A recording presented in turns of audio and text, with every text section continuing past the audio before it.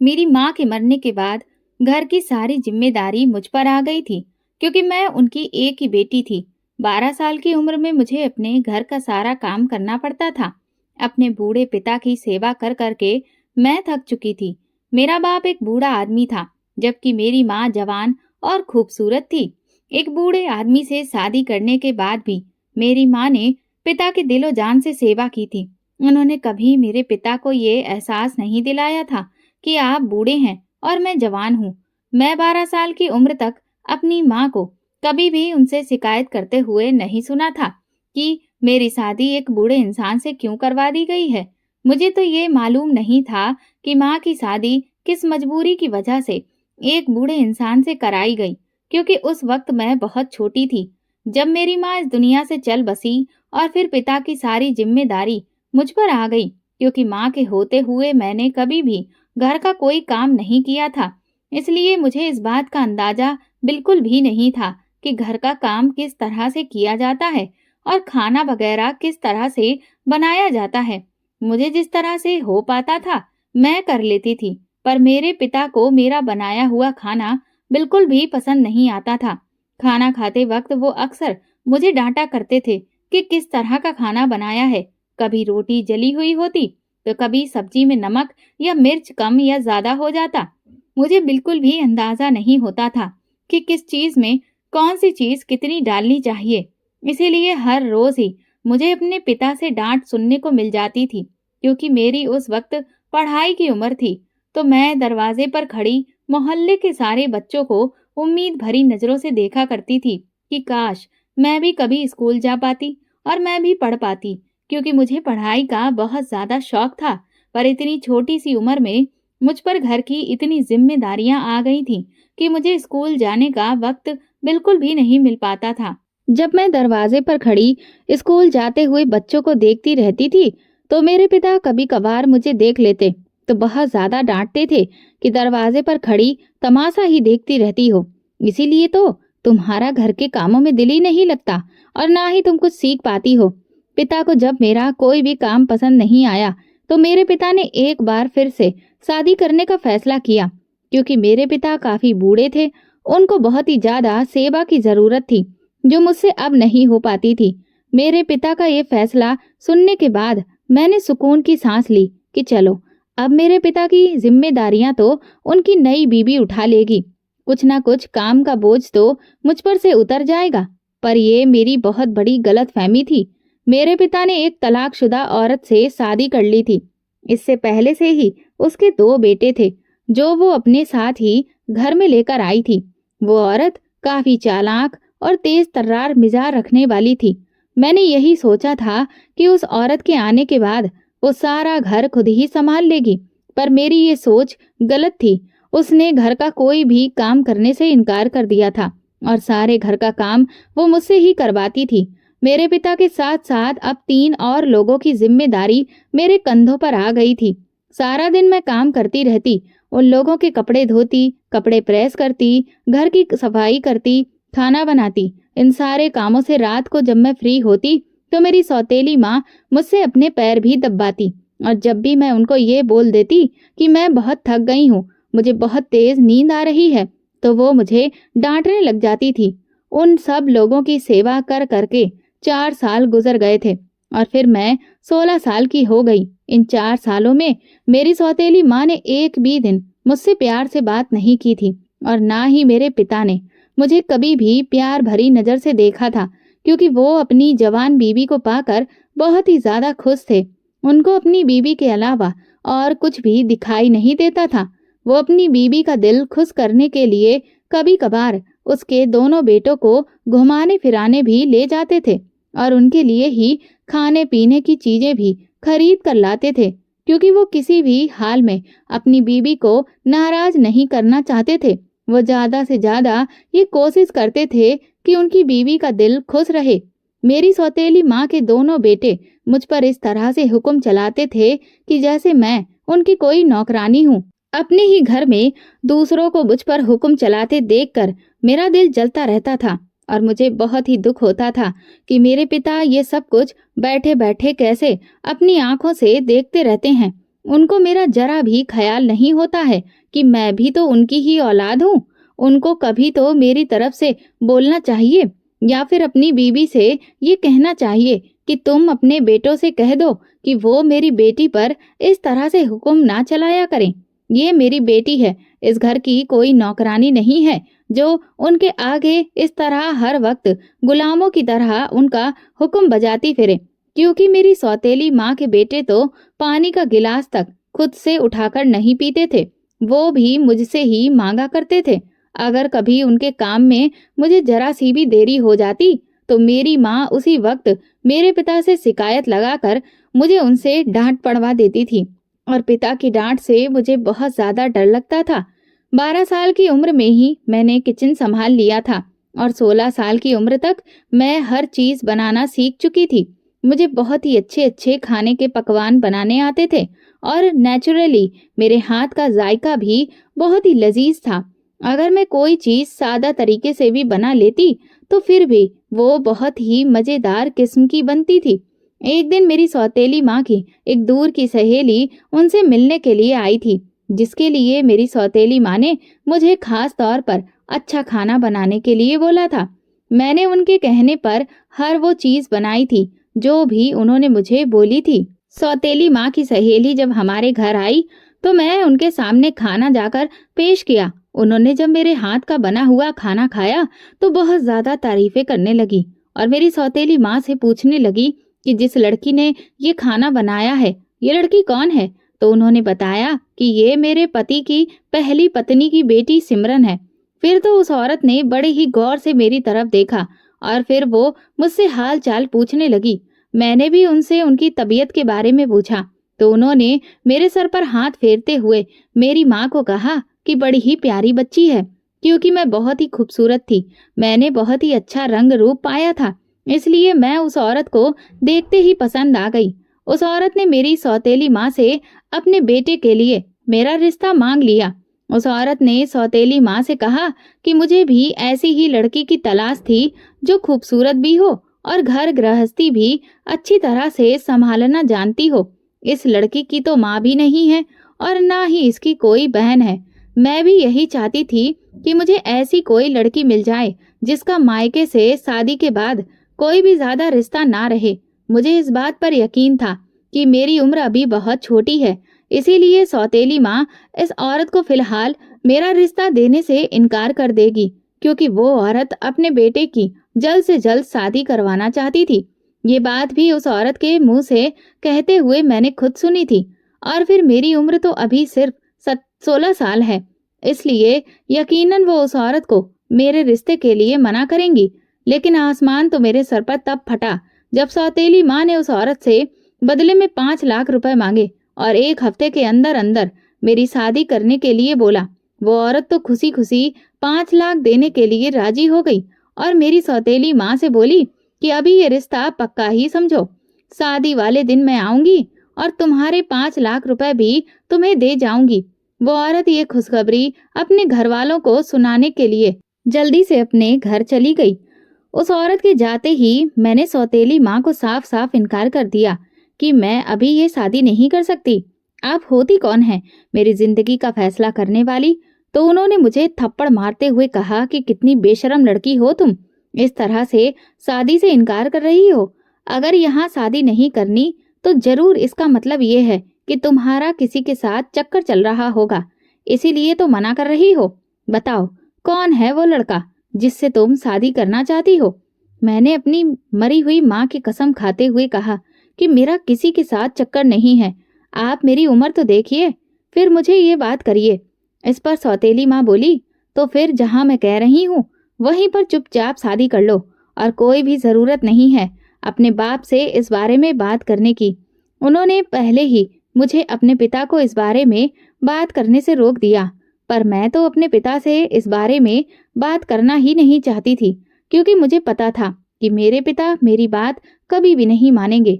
वो सौतेली माँ की बात मानेंगे। पहले कौन सा वो कभी मेरे हक में बोले थे जो अब मैं उनसे शिकायत करती। मेरी शादी होने से 4 दिन पहले सौतेली माँ ने सारे घर के कपड़े मुझसे धुलवा लिए थे। काम तो मैं पहले भी करती थी, पर इस बार सौतेली माँ ने संदूकों में रखे हुए सारे चादर, रजाइयों के कवर, हर चीज मुझसे धुलवाई, क्योंकि मैं हमेशा के लिए जाने वाली थी और अब ये सारे काम सौतेली माँ को ही करने थे।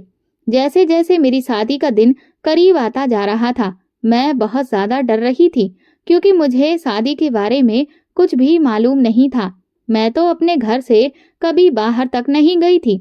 मुझे बाहर की दुनिया के माहौल का भी कुछ पता नहीं था। मैंने कभी अपने रिश्तेदार नहीं देखे थे और पराए लोगों में जिंदगी गुजारना तो मेरे लिए और भी मुश्किल होगा। ये सोच सोच कर मैं बहुत ज्यादा डर रही थी कि आखिर वो फिर शादी वाला दिन भी आ गया, जब सौतेली माँ मेरे पास लाल रंग का लहंगा लेकर आई और मुझे तैयार करने लगी। तैयार करने के बाद वो मुझे बाहर हॉल में लेकर, जहां पर पहले से ही कुछ लोग मौजूद थे, वहां पहुंची। मेरी शादी में सिर्फ कुछ लोग ही आए हुए थे, जो कि शायद उन लोगों के करीब के ही रिश्तेदार थे। बहुत ही सादगी के साथ मेरी शादी हो गई और मैं विदा होकर अपने ससुराल चली गई। मेरी सास ने मुझे एक कमरे में जाकर बिठाया, जहां पर बहुत ही खूबसूरत फूलों की सेज सजी हुई थी। मैंने जिंदगी में पहली बार इतना खूबसूरत कमरा देखा था, क्योंकि हम तो बहुत ही गरीब लोग थे। हमारे पास तो पुराना सा कच्चा घर था। इस कमरे में एक बहुत ही खूबसूरत बड़ा बेड पड़ा हुआ था, जिस पर बहुत खूबसूरत फूलों की सेज सजी हुई थी, जिसे देखकर मैं बहुत ज्यादा खुश हो रही थी।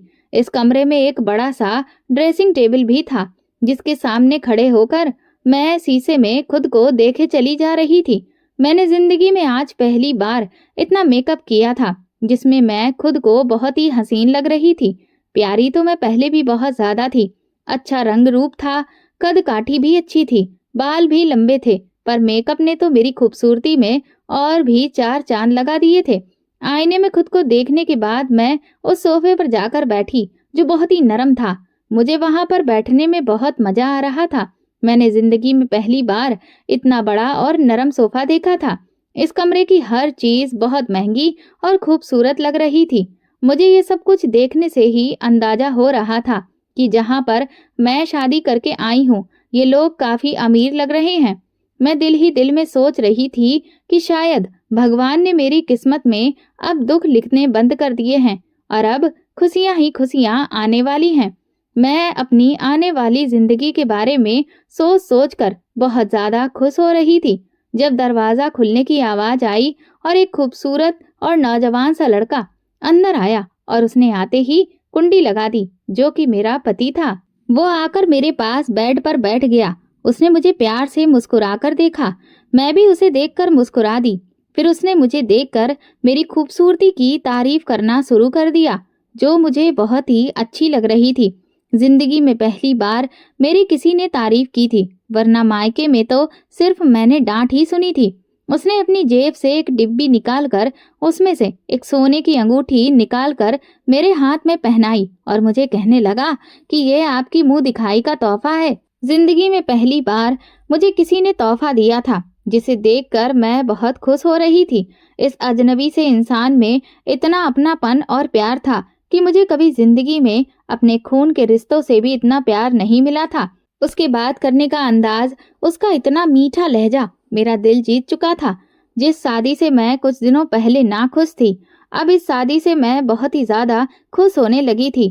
प्यार भरी बातों में किस तरह से सारी रात गुजर गई पता ही नहीं चला। जब अगली सुबह को मेरे पति ने एक गुलाब का फूल मेरे गाल पर रखते हुए मुझे जगाया, तो मेरी आंखें खुली। आज जिंदगी में पहली बार मैं इतनी देर से उठी थी, क्योंकि अपने घर में तो मुझे सुबह 4 बजे ही उठने की आदत थी।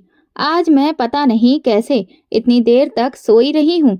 तो मेरे पति ने मुझसे कहा कि मेरा तो अभी आपको जगाने का दिल नहीं कर रहा था, क्योंकि आप बहुत ही प्यारी नींद में सोई हुई थी, पर मजबूरी थी। माँ नीचे नाश्ते पर बुला रही है, इसलिए मुझे आपको जगाना पड़ा। मैंने अपने पति को कहा कि आज ये मेरी जिंदगी की पहली रात थी जिसमें मैं इतनी सुकून की नींद सोई हूँ, वरना मैं कभी भी बेफिक्र होकर ऐसी सुकून की नींद नहीं सोई। मेरे पति ने उस वक्त मुझसे वादा किया कि आपकी आने वाली हर सुबह आपको सुकून भरी मिलेगी। ये मेरा आपके साथ वादा है। मैं आपकी जिंदगी में इतनी खुशियां भर दूंगा कि आपको कभी भी अपना अतीत याद नहीं आएगा। इतने प्यार करने वाले पति को पाकर मैं बहुत ज़्यादा खुश थी। मैंने भगवान का बहुत बहुत शुक्रिया अदा किया था कि उन्होंने मुझे कुछ सालों तक दुख देकर सारी जिंदगी के लिए खुशियां दे दी हैं। जल्दी से तैयार होकर मैं और मेरे पति साथ ही बाहर हॉल में चले गए, जहां पर सब लोग हमारा नाश्ते की मेज पर इंतजार कर रहे थे। हमने वहां पहुंचकर सभी को सुप्रभात कहा तो सब लोगों ने भी हमें जवाब दिया। मेरे ससुराल में मेरे सास ससुर और मेरे 2 छोटे देवर थे, जो उस वक्त खाने की मेज पर मौजूद थे। मेरी सास ने अपने पर्स से पैसे निकालकर उसी वक्त हम पति पत्नी की नजर उतारी और नौकरानी के हाथ में थमा दिया। मैं ये देखकर काफी हैरान हो रही थी कि इंसान की जिंदगी में इतना बड़ा बदलाव इतनी जल्दी कैसे आ सकता है कि जिन पैसों के लिए मैं तरसती थी, मुझे अपनी जरूरत के लिए मेरी सौतेली माँ 50 रुपए तक नहीं देती थी, आज हजारों के नोट मुझ पर बारे जा रहे थे। ये जरूर मेरी किसी न किसी अच्छाई का सिला था जो मुझे इस रिश्ते के रूप में मिला था। हम सब घर वालों ने मिलकर जब नाश्ता किया तो मेरी सास ने मुझे मीठा बनाने के लिए बोला। उन्होंने कहा कि हमारे परिवार की रस्म है, हम आने वाली नई बहू के हाथ से मीठा बनवाते हैं। मैंने सभी लोगों के लिए खीर बनाई है। खाने में तो कि मैं क्योंकि हर चीज ही बहुत अच्छी बनाती थी, तो उस दिन मैंने खीर बनाते हुए ये खास ख्याल रखा कि अच्छी सी खीर बना लूं ताकि सभी लोगों को पसंद आ जाए। मैंने दिल से मेहनत की तो खीर भी बहुत ही ज्यादा अच्छी बन गई, जो सबको बहुत ज्यादा पसंद आई। खीर खाने के बाद मेरे ससुर जी ने मुझे इनाम के तौर पर 20,000 रुपए दिए और कहा कि बहू, दोबारा फिर से मेरे लिए इसी तरह की मजेदार खीर बनाती रहना। मुझे उस वक्त बहुत ज्यादा खुशी हो रही थी कि सब लोगों को मेरे हाथ की बनी हुई खीर पसंद आ गई है। मैंने अपनी शादी के दूसरे दिन अपने घर को खुद संभालने का सोच लिया और सास के पास चली गई। मैंने सासू माँ से पूछा कि आज खाने में क्या बनेगा। मैं आज ही आप सबके लिए खाना बनाऊंगी, बस आप मुझे बता दीजिए। तो मेरी सास मुझसे कहने लगी कि बेटा, इतनी जल्दी क्या है, अब तो सारी जिंदगी तुम्हें ही इस घर को संभालना है। मेरी तो हड्डियों में अब इतनी जान नहीं है कि घर का काम कर सकूं या घर को संभालूं। तुम्हारा ही घर है, तुम्हें ही संभालना है, पर तुम्हारी नई नई शादी हुई है, अभी तो शादी को सिर्फ दूसरा ही दिन हुआ है। तुम्हारे तो हाथों की मेहंदी भी अभी तक नहीं उतरी है। अभी से मैं तुमसे काम नहीं करवाऊंगी। तुम्हारी शादी के पहले दिन है, इसीलिए जाओ, खुद को सजाओ संवारो, अपने पति के लिए खुद को तैयार रखो, उसका दिल खुश रखो और खूब एंजॉय करो। भगवान तुम दोनों की जोड़ी सलामत रखे, तुम दोनों को इसी तरह हमेशा खुश रखे। आगे चलकर तुमको ही तो इस घर को संभालना है। मुझे तो अपनी किस्मत पर यकीन नहीं आ रहा था कि मेरी किस्मत भी इतनी अच्छी हो सकती है। मैं भी इतनी खुशकिस्मत हो सकती हूँ कि मुझे इतनी अच्छी सास मिली है। मेरी सास ने मेरे पति को मुझे हनीमून पर ले जाने को कहा तो मेरा पति मुझसे पूछने लगा कि जाने मन, कहाँ चलना है, हुक्म करो, जहाँ तुम बोलोगी वहीं पर तुम्हें ले जाऊंगा। मैं तो कभी अपने मोहल्ले से भी बाहर नहीं गई थी, तो मुझे तो शहरों के नाम तक नहीं पता थे कि इंडिया में भी कौन कौन से शहर हैं, तो विदेश के नाम को मैं तो सोच भी नहीं सकती थी। मैंने तो बस दूसरों के मुंह से ही हमेशा विदेश के नाम सुने थे, तो मुझे तो किसी भी जगह के बारे में पता ही नहीं था जो मैं अपने पति को कुछ बताती। अब मैं क्या कहूँ कि मुझे कहाँ जाना है। मैंने बस उनसे इतना ही बोल दिया कि जहाँ आपका दिल करे वहीं ले जाइए, तो उन्होंने मुझे दुबई ले जाने का फैसला किया। कुछ दिनों के बाद मेरे पति ने दुबई के 2 टिकट लाकर मेरे हाथ में थमा दिए और कहा कि जल्दी से अब पैकिंग करना शुरू कर दो, कल ही हमारी फ्लाइट है। मैंने अपनी जरूरत का सारा सामान पैक किया और हम दोनों दुबई के लिए रवाना हो गए। मैंने जिंदगी में पहली बार भगवान की बनाई हुई इतनी खूबसूरत दुनिया देखी थी। मेरे पति ने मुझे बहुत ही अच्छी अच्छी जगह पर सैर करवाई। हमने अच्छे अच्छे होटल में खाना खाया। उस दिन मुझे पता चला कि जिंदगी का मजा तो भगवान की बनाई हुई खूबसूरत दुनिया को देखने में है। मैंने तो अपने पुराने से घर के अलावा कभी कुछ देखा ही नहीं था। मेरे पति ने मुझे दुबई के बड़े बड़े शॉपिंग मॉल में ले जाकर कहा कि तुम्हारा जो दिल करे तुम अपने लिए यहाँ से खरीद लो। मैं सबसे पहले अपने घर वालों के लिए ही खरीदारी की, क्योंकि मैं उनके दिल में अपने लिए जगह बनाना चाहती थी। उन लोगों से मुझे इतना प्यार मिल रहा था तो मुझे हर अच्छी चीज दिखते ही अपने सास ससुर याद आ जाते थे कि ये चीज मैं उनके लिए खरीदनी चाहिए। मैंने अपने लिए तो बहुत ही कम चीजें खरीदी थी। तकरीबन 8 दिन दुबई में गुजारने के बाद हम घर वापस आ गए। घर आने के बाद मैं सास ससुर के लिए खरीदे हुए तोहफे उनको देने गई तो वो लोग बहुत ही खुश हो गए। दुबई से आने के बाद मेरी सास ने पूरे घर की जिम्मेदारी अब मुझ पर ही डाल दी थी, जो मैंने खुशी खुशी अपना ली थी। मुझे तो घर का काम पहले से ही मुश्किल नहीं लगता था, क्योंकि मुझे बचपन से ही आदत थी घर का काम करने की, तो मेरे लिए तो यह बहुत ही मामूली सी बात थी। मैं खाना बनाने के बाद सारे घर की सफाई भी खुद ही कर लेती थी। हमारे घर में नौकरानियां तो थीं, लेकिन मुझे इतना खूबसूरत घर की सफाई करना बहुत अच्छा लगता था। मैं तो अपने कच्चे से घर को भी साफ सुथरा रखती थी, पर अब तो ये एक महल से कम नहीं था, तो मैं इसको भला कैसे साफ ना रखती। मेरी सास मुझसे अक्सर बोला करती थी कि साफ सफाई के लिए मैंने नौकरानियां रखी हुई हैं, बस तुम खाना बना लिया करो। पर मुझे घर की सफाई खुद करना बहुत अच्छा लगता था, इसीलिए कभी कभार मैं कर लेती थी। सारा दिन खुद को काम में व्यस्त रखकर जब मैं कमरे में जाती तो मेरा पति अक्सर मुझसे शिकायतें करता कि जब से तुमने घर संभालना शुरू किया है तब से तुम मुझे बहुत ही कम टाइम दिया करती हो। असल में वो ठीक ही बोलते थे। मैंने खुद ही उन लोगों से ज्यादा घुल मिल नहीं पाती थी, क्योंकि वो अजनबी लोग थे। मैं कोशिश करने के बावजूद भी उन लोगों से ज्यादा बातचीत नहीं कर पाती थी, फिर चाहे वो मेरे पति ही क्यों ना हो, क्योंकि मैं हमेशा ही घर में अकेली पली बड़ी थी। मेरी सौतेली माँ भी मेरी शादी से 4 साल पहले ही आई थी। मुझे ज्यादा लोगों में रहने की बहुत ही कम आदत थी। मैं अकेले जिंदगी गुजार कर अकेलेपन की आदी हो चुकी थी, इसलिए मुझे किसी से भी बात करने की आदत नहीं थी। इस कारण मैं खुद को घर के काम में व्यस्त रखती थी, ताकि मुझे किसी से बात ना करनी पड़े। मेरे पति को तो मुझसे शिकायत थी, पर मेरी सास मुझसे बहुत ही ज्यादा खुश थी, क्योंकि उनको मेरा इस तरह से घर संभालना बहुत ही अच्छा लगता था। वो अक्सर मुझसे कहती थी कि मुझे बहू के रूप में बेटी मिल गई है, क्योंकि मैं काम करने के बाद अक्सर सास के पैर भी दबा दिया करती थी। मैं उनकी बहुत बड़ी शुक्रगुजार थी, क्योंकि उन्होंने ही तो मुझे अपने बेटे के लिए पसंद किया था, और मैं उनके इस आलीशान घर में बहुत ही खुश और सुखी जिंदगी गुजार रही थी। ये सब कुछ उनकी वजह से ही हुआ था, इसीलिए मैं उन्हें ज्यादा से ज्यादा खुश करना चाहती थी। एक दिन मैं अपने पति के साथ अपने कमरे में बैठी बातें कर रही थी कि तभी अचानक मेरी सास के जोर से चिल्लाने की आवाज आई, जो अपने बेटे यानी कि मेरे पति रवि को बुला रही थी।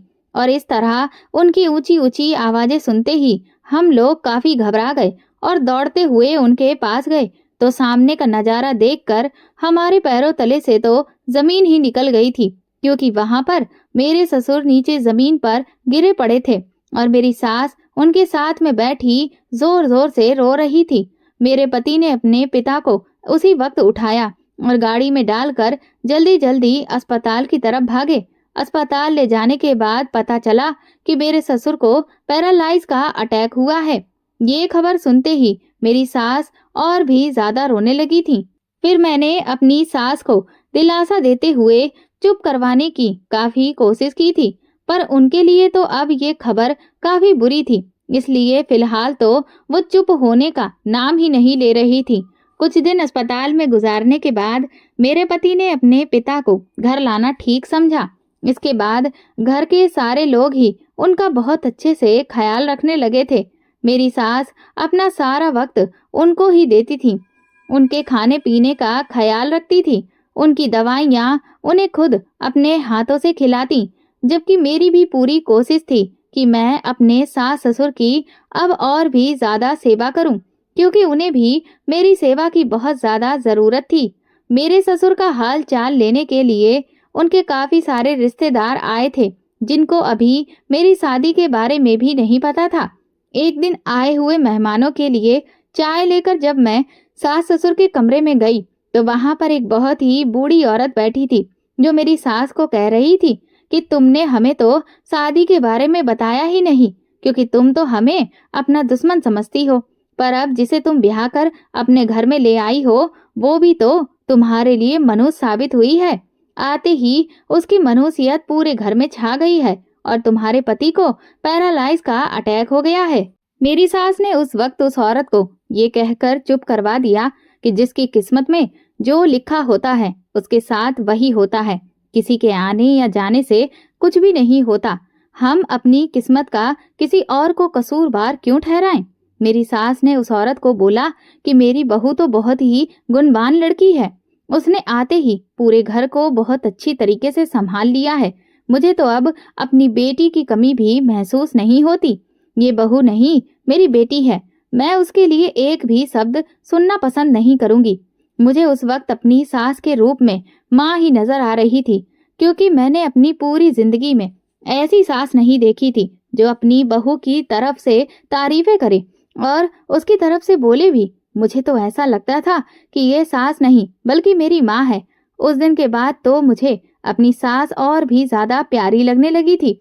मेरी सास अपने पति की सारा दिन सेवा करती रहती थी, तो मैं रात को जाकर अपनी सास के पैर दबाती थी। काफी देर गुजर जाने के बाद मेरी सास ने मुझसे कहा कि बेटा, तुम भी जाकर अब सो जाओ। सारा दिन तुम घर को संभालती हो, मेहमानों को देखती हो और रात में मेरे पैर दबाती हो। तुम भी तो थक जाती होगी। जाओ, जाकर सो जाओ। मैंने अपनी सास को बोला कि मैं तो अपनी माँ की कभी सेवा नहीं की थी। माँ के पैरों में तो स्वर्ग होता है ना। आपके पैरों में अब मुझे वो स्वर्ग नजर आता है। मुझे अपने स्वर्ग से दूर ना कीजिए। मुझे आप अपनी सेवा करने दीजिए। मेरी सास मेरे सर पर हाथ फेरते हुए मुझे बहुत सारी दुआएं देती थी। कुछ दिन गुजर जाने के बाद जब मेरे ससुर की तबीयत कुछ संभली तो फिर लोगों की जान में जान आई। अब मेरे ससुर थोड़ा बहुत बोल लेते थे, क्योंकि पहले तो उनका बोलना भी बंद हो गया था और वो बिस्तर से उठ नहीं पाते थे। अब मेरे पति उन्हें कभी कभार व्हील चेयर पर बिठाकर कमरे से बाहर ले जाते थे, जिसकी वजह से मेरे ससुर की तबीयत में और भी ज्यादा बेहतरीनी आ गई थी और अब वो कुछ खुशी सी महसूस करने लगे थे। मेरे ससुर की बीमारी के बाद सारे कारोबार की जिम्मेदारी मेरे पति पर ही आ गई थी, तो वो भी अब काफी व्यस्त रहने लगे थे। वह अक्सर मुझे ये कहा करते थे कि पिताजी ने कभी भी मुझ पर कोई जिम्मेदारी नहीं डाली थी। वो हर चीज खुद ही संभाला करते थे। उन्होंने हमें बहुत ही प्यार और लाड से पाला है। हमें तो किसी चीज के बारे में पता तक नहीं होता था। अब जब पिताजी के सारे कारोबार की जिम्मेदारी मुझ पर आ गई है, तो मुझे तो किसी भी चीज के बारे में मालूम भी नहीं है।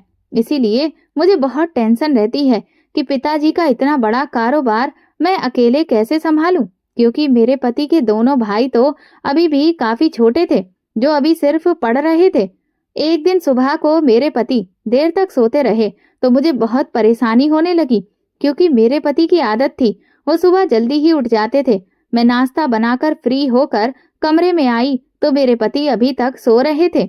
मैं उनको उठाने के लिए उनके पास गई और आवाज दी, तो उन्होंने मुझे जवाब नहीं दिया। मैंने उन्हें हिलाकर जब बुलाया तो उन्होंने फिर भी मुझे जवाब नहीं दिया।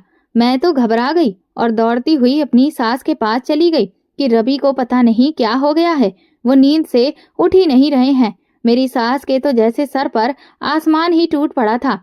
वो तुरंत ही दौड़ती हुई मेरे साथ कमरे में आईं और उन्होंने रवि को काफी आवाजें दी, उनके ऊपर पानी के छींटे मारे, पर रवि वो होश में नहीं आए। वो अपने छोटे बेटे से कहकर रवि को अस्पताल ले गईं और मैं भी उनके साथ अस्पताल चली गई।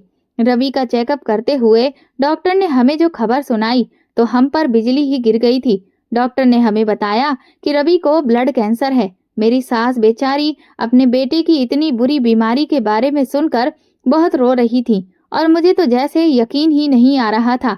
अभी अभी तो खुशियों ने मेरी जिंदगी में कदम रखा था और इतनी जल्दी ही मुझसे वो सारी खुशियां छीनने जा रहा था। मुझे बिल्कुल भी यकीन नहीं आ रहा था। मेरी आंखों से सिर्फ आंसू बहते जा रहे थे जब मेरी सास मेरे पास आई और मेरा हाथ पकड़कर मुझे उस कमरे से बाहर ले गई जिस कमरे में रवि एडमिट था। मेरी सास मुझे मनहूस कहकर कहने लगी कि तुम्हारी मनहूसियत वाकई मेरे घर की खुशियों को निगल गई है।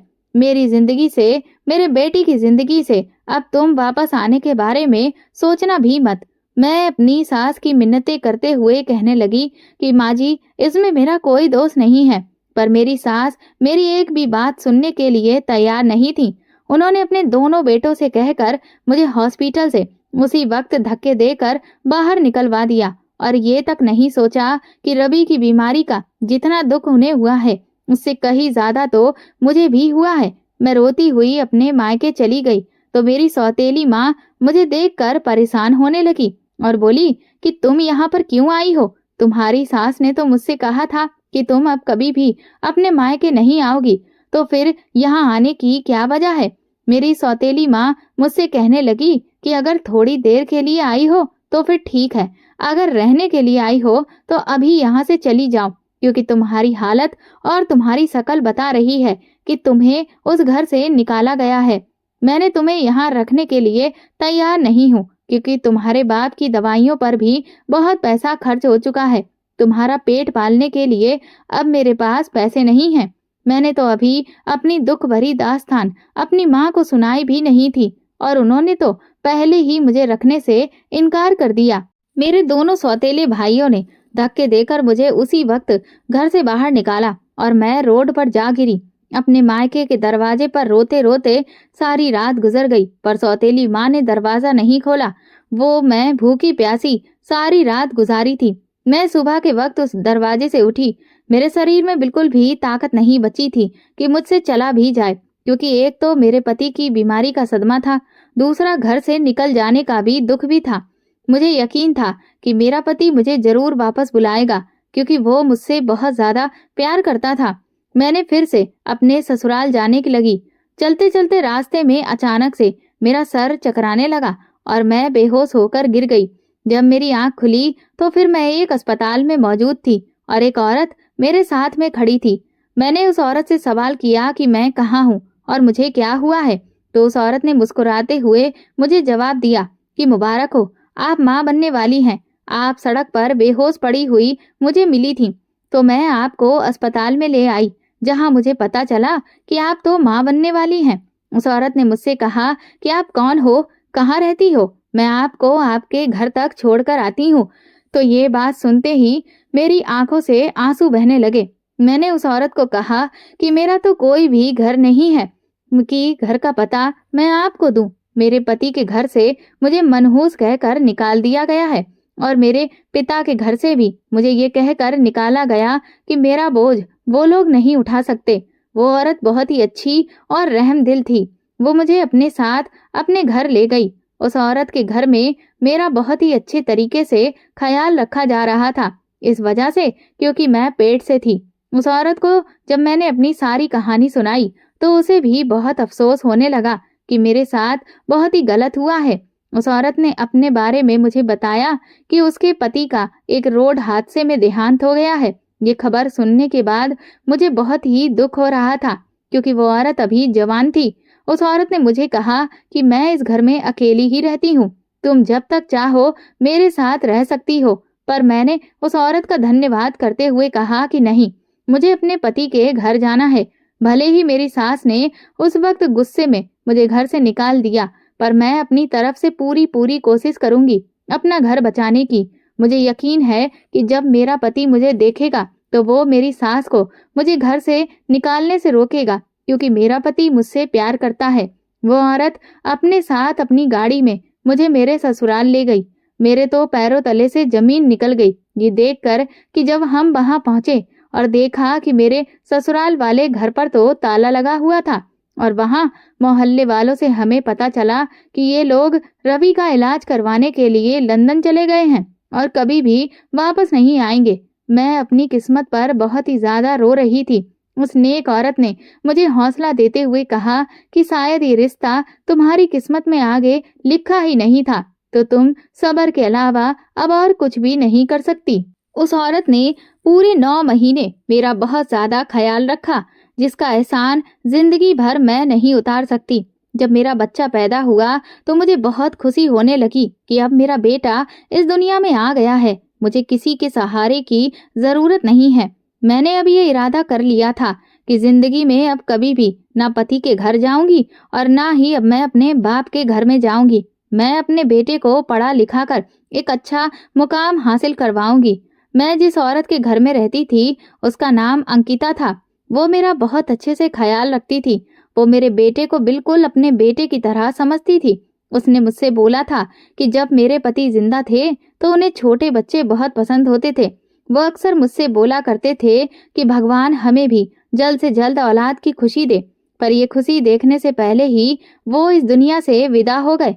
मुझे बहुत अफसोस होता है कि काश वो इतना वक्त तो इस दुनिया में रहते ही कि मैं उन्हें एक बच्चा देने की खुशी दे पाती, क्योंकि वो औरत बहुत ही खूबसूरत और नौजवान थी। तो मैंने उसको फिर से शादी करने की सलाह दी, तो उसने मेरा बेटा गोद में उठाते हुए कहा कि अब यही मेरा सहारा बनेगा, अब मैं कभी भी शादी नहीं करूंगी, हम दोनों मिलकर इस बच्चे को पालेंगे, हम दोनों ही इसकी माएँ हैं। अंकिता के एहसान मुझ पर दिन ब दिन बढ़ते ही जा रहे थे। जिंदगी के 10 साल गुजर गए थे। अंकिता क्योंकि एक प्राइवेट स्कूल में टीचिंग करती थी, तो उसने अनुज यानी मेरे बेटे को अपने ही स्कूल में एडमिशन दिलवा दिया था। वो एक बहुत ही महंगा स्कूल था। मैं तो कभी भी उस स्कूल की फीस भी अदा नहीं कर पाती, मगर अंकिता न होती तो। अंकिता मेरे बेटे की टीचर भी बन गई थी। एक दिन मैं पूजा कर रही थी तो अंकिता मेरे पास आकर नीचे जमीन पर ही बैठ गई और मुझसे कहने लगी कि प्रार्थना में तुम क्या मांग रही हो। मैंने कहा कि तुम्हारी खुशियाँ। तो वो मुझसे कहने लगी कि तुम्हारी प्रार्थना भगवान ने सुन ली है। मैंने मुस्कुराकर उसकी तरफ देखा और उससे पूछा कि क्या मतलब। तो वो कहने लगी कि मुझे एक बहुत अच्छा लड़का मिल गया है जो मुझसे शादी करना चाहता है। उसने मुझे प्रपोज किया है और मुझे यकीन है कि ये सब कुछ तुम्हारी ही प्रार्थनाओं का नतीजा है। अंकिता ने मुझे बताया कि जिस लड़के ने उसे शादी का प्रपोजल भेजा है वो एक बहुत अमीर और अमीर होने के साथ साथ शरीफ इंसान भी है।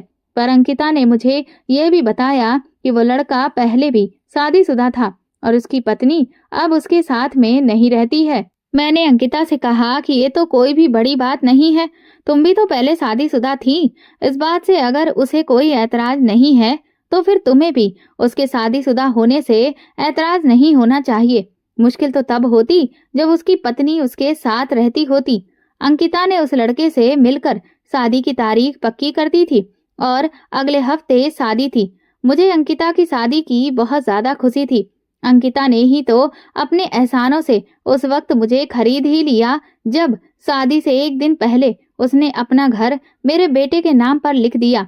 अगले दिन शादी थी। जब वो तैयार होकर दुल्हन बनी शादी हॉल में गाड़ी से उतर रही थी तो वो बहुत ही खूबसूरत लग रही थी। ऐसा लग रहा था कि कोई परी आसमान से उतरी है, क्योंकि वो पहले ही बहुत खूबसूरत थी, अब तो और भी ज्यादा खूबसूरत लग रही थी। उसको ले जाकर मैंने स्टेज पर सोफे पर बिठा दिया। थोड़ी ही देर में अंकिता का दूल्हा भी आ गया। पंडित जी उसका इंतजार करने के बाद जब वो भी आ गए तो शादी का वक्त हो गया। अंकिता ने मुझे स्टेज पर बुलाया ताकि जयमाला के वक्त मैं उसके साथ ही रहूं। मैं जैसे ही स्टेज पर पहुंची तो अंकिता के दूल्हे को देखकर मेरी जान ही निकल गई, क्योंकि वो तो मेरा पति रवि था। रवि मुझे देखकर अपने सोफे से उठकर खड़ा हो गया और मेरी तरफ देखने लगा। हम दोनों को इस तरह हैरान होता देखकर अंकिता ने रवि से सवाल किया, क्या तुम दोनों एक दूसरे को जानते हो? तो मैंने फौरन ही जवाब देते हुए अंकिता से कहा कि नहीं, हम एक दूसरे को नहीं जानते, और मैं उसी वक्त उन्हें जयमाला डालने को बोला। मुझे अंकिता से झूठ बोलना पड़ा क्योंकि मैं उसके एहसानों तले दबी हुई थी। रवि भी अब अपनी जिंदगी एक बार फिर से शुरू करने जा रहा था, इसीलिए मैं उन दोनों के बीच में आना नहीं चाहती थी। शादी के बाद अंकिता विदा होकर अपने पति के साथ ससुराल चली गई और मैं अंकिता के घर में अकेली अपनी किस्मत पर रो रही थी। अंकिता शादी के एक हफ्ते के बाद मुझसे मिलने के लिए आई। मैं किचन में उन लोगों के लिए खाना बना रही थी और अंकिता अपने रूम में चली गई। तब किचन में रवि मेरे पास आया और उसने मुझे बताया कि उसने मुझे बहुत ढूंढने की कोशिश की पर मैं उसे कहीं ना मिली। उसने मुझसे कहा कि जब वो इलाज के लिए लंदन गया तो वहां पर उसे पता चला कि उसकी रिपोर्ट्स किसी और के साथ चेंज हो गई थी और उसको वो बीमारी नहीं थी। ये खबर सुनने के बाद मुझे काफी खुशी महसूस हुई। मैंने उससे कहा कि शायद हम दोनों का साथ कुछ दिनों का ही था, इसीलिए हम दोनों एक दूसरे से अलग हो गए। एक शहर में रहते हुए भी आप मुझे नहीं ढूंढ पाए, जबकि इसी घर में आपने अंकिता को पा लिया। रवि ने मुझसे कहा कि वो मेरे बिना नहीं रह सकता। वो अंकिता से इस बारे में बात करेगा कि हम सब मिलकर साथ रहें, पर मैंने उसको इनकार कर दिया क्योंकि अंकिता के मुझ पर इतने ज्यादा एहसान थे कि मैं उसको जरा सा भी दुख नहीं देना चाहती थी। रवि ने अनुज के बारे में पूछा तो मैंने उसको बता दिया कि अनुज उनका ही बेटा है, तो उन्हें बहुत खुशी होने लगी और उनकी आंखों से आंसू बहने लगे। रवि ने मुझे कहा कि भले ही तुम मेरे साथ रहना पसंद ना करो, पर मैं अपनी बेटी की पूरी जिम्मेदारी खुद ही उठाऊंगा। मैंने उन्हें कहा कि अंकिता ने माँ बनकर अनुज को पाला है, उसने अपना ये घर भी अनुज के नाम पर लिख दिया है। आप जब चाहे यहाँ आ सकते हो, ये अनुज को अपने घर बुला सकते हो। इस बात से अंकिता को कोई भी ऐतराज नहीं होगा, क्योंकि अनुज अंकिता को अपनी औलाद की तरह ही प्यारा है। पर आप ये बात कभी भी अंकिता को पता नहीं चलने देंगे कि अनुज आपका और मेरा बेटा है। मैंने रवि को कहा कि अंकिता का बहुत ख्याल रखना, उसने पहले एक पति खोया है, अब अगर वो आपको खो देगी तो शायद जिंदा ना रह पाए। रवि ने मुझसे कहा कि तुम परेशान मत हो, मैं कभी भी अंकिता को कोई भी दुख नहीं दूंगा, हमेशा मैं उसको खुश रखने की कोशिश करूंगा। शाम को अंकिता और रवि वापस लौट गए और मैं अब अपनी खुशियां अपने बेटे में ही ढूंढ चुकी हूँ। दोस्तों, अगर आपको हमारी ये कहानी पसंद आई है तो कमेंट करके जरूर बताएं और वीडियो को लाइक करके ज्यादा से ज्यादा शेयर करें।